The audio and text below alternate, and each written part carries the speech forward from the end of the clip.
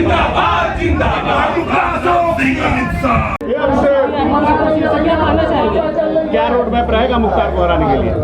पहले तो मैं जिला नेतृत्व का और भारतीय जनता पार्टी के शीर्ष नेतृत्व का बहुत बहुत धन्यवाद आभार प्रकट करता हूं कि मुझ जैसे सामान्य कार्यकर्ता को पार्टी ने 356 सदर मऊ से प्रत्याशी बनाया है। क्या माना जाए इस बार मन्ना सिंह हत्याकांड का आप वो ले पाएंगे? जजमेंट उसका हो पाएगा? मतलब आप जजमेंट अदालत में है, वो अदालत का काम है। जनता जजमेंट देगी 356 सदर मऊ की। मुख्तार अंसारी को जो उनको घमंड है कि मुझे कोई हरा नहीं सकता, 5 बार से मैं चुनाव लगातार जीतता हूं, तो इस बार माफिया यहां से हार के जाएगा और भारतीय जनता पार्टी का सामान्य सा कार्यकर्ता इस बार यहां से विजयी होगा।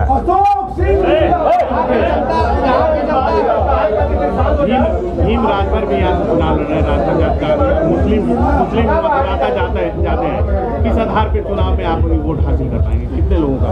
भैया 3.25 लाख से ऊपर जो है हिंदू हैं और गैर हिंदू 1 लाख हैं, तो कैसे आप बता सकते हैं कि कोई भारी और हम कमज़ोर हैं? कहाँ से कमज़ोर हो जा रहे हैं? एक तरफ माफिया और दूसरी तरफ साधारण कार्यकर्ता, कितना लड़ाई लड़ सकते हैं? साधारण कार्यकर्ता जब ठान ले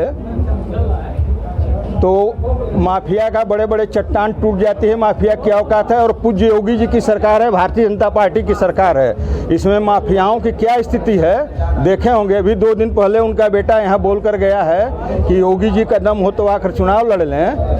वही तो मैं कह रहा हूँ कि उनके अब्बू जो हैं,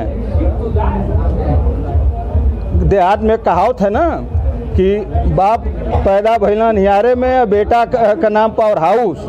तो बाप जो है डर के मारे पंजाब में छुपा था, आ नहीं रहा था, व्हीलचेयर पकड़ लिया पर बहाना करके, और बेटा जो है यहाँ बाँह चढ़ा रहा है। तो आने वाली 10 मार्च को जनता उसका पूरी तरह जवाब देगी। अशोक जी, यहाँ की जनता कहती है कि मुख्तार अंसारी को अगर कोई टक्कर दे सकता है तो वो अशोक सिंह है, कितनी सच्चाई है इस बात की?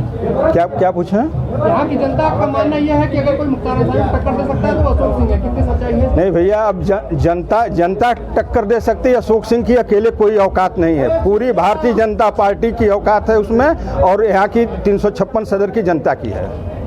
कहा जाता है कि मुख्तार अंसारी चुनाव के दौरान बाहरी लोग बुलाकर मतदान करवाते हैं, इस पर कैसे आप लगाम लगाएंगे? यह भारतीय जनता पार्टी की सरकार है, पूज्य योगी जी मुख्यमंत्री हैं। किसी बाहरी की औकात नहीं है कि जनपद में आकर और 356 सदर में आकर या जनपद के किसी विधानसभा सीट पर आकर बाहरी लोग हिम्मत नहीं कर सकते हैं पैर रखने की। मतदान की तो बात छोड़िए आप। अंसारी के खिलाफ लड़ने की रणनीति क्या होगी आपकी? रणनीति जनता तय करेगी भैया, हम क्या करेंगे? जनता है, जनता जिताएगी उनको। जनता के बीच आप जाएंगे तो क्या आपके हो रहेंगे? जनता के बीच में रहेंगे कि 25 साल में मुख्तार अंसारी ने किया क्या? केवल एक गेट बनवाने के अपने नाम का, और कोई एक काम किया हो तो बता दीजिए, कोई विकास का काम किया हो? क्या मुद्दे रहेंगे चुनाव के? मुद्दे बता दीजिए। 2 जो मिलें हैं, स्वदेशी काटन मिल और परनाहान मिल, वो दोनों मिल बंद है। उन मिलों को चलाने का प्रयास किया जाएगा। जो भी सड़कें और 25 वर्षों में जो विकास का कार्य रुका हुआ था, जो काम नहीं हुआ है, 10 मार्च के बाद पूज्य योगी जी की सरकार बनेगी, भारतीय जनता पार्टी की सरकार बनेगी, तो जितने विकास के रुके काम है वो सब काम कराया जाएगा। और मऊ में मेडिकल हॉल भी, मेडिकल कॉलेज के लिए भी पूज्य योगी जी से और केंद्र सरकार से अनुरोध करके मेडिकल कॉलेज भी मऊ में शिलान्यास करके बनवाया जाएगा। मुख्तार अंसारी 5 बार लगातार विधायक हैं, कोई सामान्य व्यक्ति नहीं है, कैसे टक्कर होगा? 5 बारों से 5 बार भी भाजपा के प्रत्याशी रहे हैं जो हरा नहीं पाते, ऐसा क्या होगा? या जो होता है हो जाने दो, ये पौरुषहीन कथन है। जो हम सब चाहेंगे वो होगा, इन बातों में ही जीवन है। तो जनता है, जनता जिसको चाहे उसको राजा बना दे, जिसको चाहे खत्म कर दे। तो जनता ने अब की बार मन बना चुका है कि यहाँ से माफिया को भगाना है और किसी सामान्य कार्यकर्ता को कुर्सी बैठाना है। 2017 चुनाव में भी आपका नाम उठा था, लेकिन उस समय पार्टी ने टिकट नहीं दे पाई। इस बार आपका दमदारी से टिकट माना जा रहा था, ये माना जा रहा था कि मुख्तार को आप डिफेंड कर पाएंगे, तो ये भी वजह थी आपकी टिकट पाने की, मुख्तार से आप ही लड़ पाएंगे? यह तय जो है भारतीय जनता पार्टी की चुनाव कमेटी तय करती है कि किनको टिकट देगी, किनको नहीं देगी। हमसे तमाम यहाँ जो है वरिष्ठ लोग हैं और काबिल लोग हैं जो टिकट पाने के हकदार थे, हमसे काफ़ी महत्वपूर्ण लोग हैं। लेकिन भारतीय जनता पार्टी की यही विशेषता है कि जब किसी एक व्यक्ति को अगर उन्होंने टिकट दे दिया तो सारे लोग एक साथ होकर मिलकर और भारतीय जनता पार्टी को मजबूत करने का काम करते हैं। लास्ट क्वेश्चन ये है कि पार्टी में कई लोग टिकट मांग रहे थे, आप ही है, तो उनकी नाराजगी कैसे दूर करेंगे अशोक सिंह? कोई नाराजगी नहीं भैया, किस विधानसभा में नहीं लोग मांगते हैं, पहले बताइए। हर जगह लोग मांगते हैं, और जब एक व्यक्ति को मिलता है, यही भारतीय जनता पार्टी की विशेषता है, तो सारे लोग एक साथ होकर और उस व्यक्ति के साथ लगते हैं और भारतीय जनता पार्टी को मजबूत करने का काम करते हैं। मुस्लिम बाहुल्य क्षेत्र माना जाता है, बुनकरों की नगरी है, ऐसे में बाहुबली विधायक मुख्तार अंसारी का मुस्लिमों में काफी वोट % का दबाव रहता है, उसका बुनकरों को कैसे निभाएंगे? कैसे आप कहते हैं कि उनका ज़्यादा वोट है और हमारा कम वोट है? हिंदुओं का कैसे कम है? 3.25 लाख हिंदू हैं और 1.25 लाख के लगभग मुसलमान हैं, मुस्लिम वोट है, तो कैसे मानते हैं कि उनका वोट ज़्यादा है और वो भारी पड़ेंगे और भारतीय जनता पार्टी कमजोर पड़ेगी? क्या विकास के मुद्दे पे नहीं, धार्मिक मुद्दे पे लड़ाई होगी? नहीं, हम तो विकास की बात कर रहे हैं, आप नहीं तो धार्मिक मुद्दे पर बात की। हम तो विकास की बात कर रहे हैं कि मिलों को चालू कराया जाएगा, जो सड़कों का काम नहीं है वो होगा, मेडिकल कॉलेज बनवाया जाएगा। हम तो विकास की बात कर रहे हैं भैया। मुस्लिम वोटरों का वोट कोशिश किया जाएगा। मुस्लिम वोटर जो हैं कि हम लोगों के, हमारे तमाम मुस्लिमों में संबंध हैं, तो ये कैसे कह सकते हैं कि मुस्लिम मुख्तार अंसारी के 25 साल में मुख्तार ने मऊ को दिया क्या है कि मुस्लिम उनके साथ रहेंगे? पहले बताइए आप। 2017 में प्रधानमंत्री मोदी जी ने यहाँ पर रैली करते हुए माफिया शब्द का, मुख्तार अंसारी का बिना नाम लिए माफिया शब्द का किया था। वह सरकार किसकी थी? सरकार समाजवादी पार्टी की थी। जब विरोधियों की सरकार रही है, समाजवादी पार्टी और बहुजन की सरकार रही है, तब तक मुख्तार जो है दबंगई से चुनाव जीता है और यह भारतीय जनता पार्टी की सरकार है। मुख्तार क्या कोई माफिया 2022 के चुनाव में कोई माफिया सदन तक नहीं पहुंच पाएगा। देखिए, एक सवाल और कहा जाता है, एक ट्रेंड चल रहा सदर सीट पे माफिया और मसीहा, उस पर क्या कहना चाहेंगे? नहीं, हम माफिया तो हैं, अब मसीहा कौन है? मसीहा की बात तो मैं नहीं कर सकता, मैं तो सामान्य कार्यकर्ता हूं भारतीय जनता पार्टी का। Thank you. Bharatiya Janata party, हमारे प्रदेश नेतृत्व और राष्ट्रीय नेतृत्व ने माननीय अशोक सिंह जी के ऊपर विश्वास व्यक्त किया है, और मैं भारतीय जनता पार्टी के प्रभारी होने के नाते मऊ जनपद के पूरे सांगठनिक स्ट्रक्चर को हमने सुदृढ़ किया है। अभी आप लोगों ने प्रश्न किया था कि क्या मुद्दे होंगे, तो आप सारे लोगों को भी मालूम है कि आज़ादी के इन 70 सालों में चाहे कोई भी सरकार आई गई हो, लेकिन जब माननीय मोदी जी की सरकार और योगी जी की डबल इंजन की सरकार बनी है, आज उत्तर प्रदेश में भारतीय जनता पार्टी का संकल्प था कि हम गांव, गरीब, किसान, नौजवान, उनके उत्थान के लिए काम करेंगे।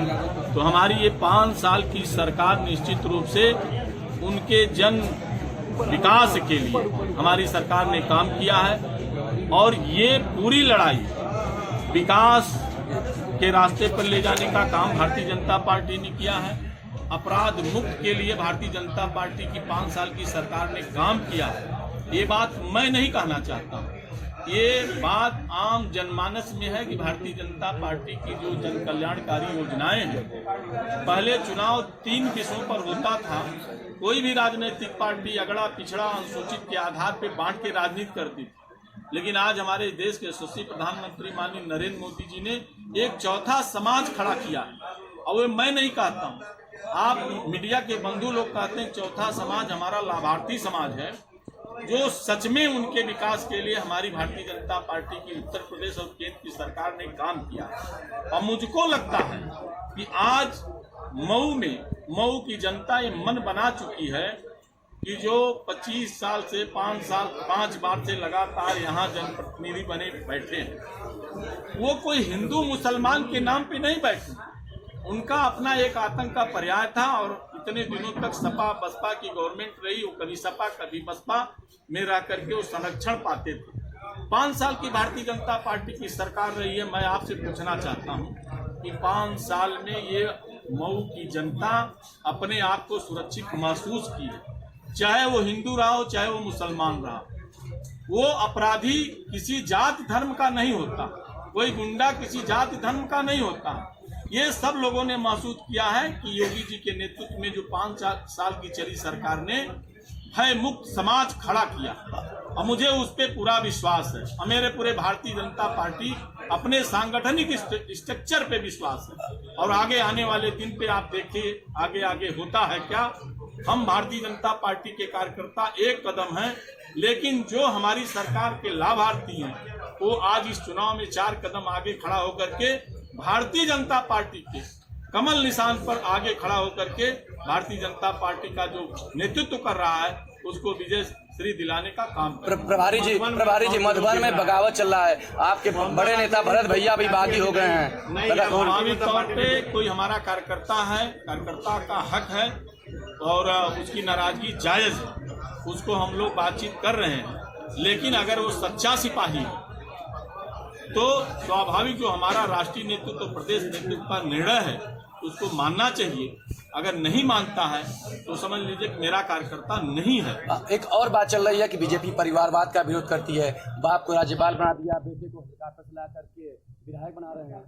बीजेपी परिवारवाद का सच में विरोध करती है और जो भी भारतीय जनता पार्टी में हमारे नेता हैं और बड़े नेता हैं, उनके नेता निश्चित रूप से अनवरत भारतीय जनता पार्टी में काम करते रहते हैं, उसके आधार पर उनको टिकट मिलता है।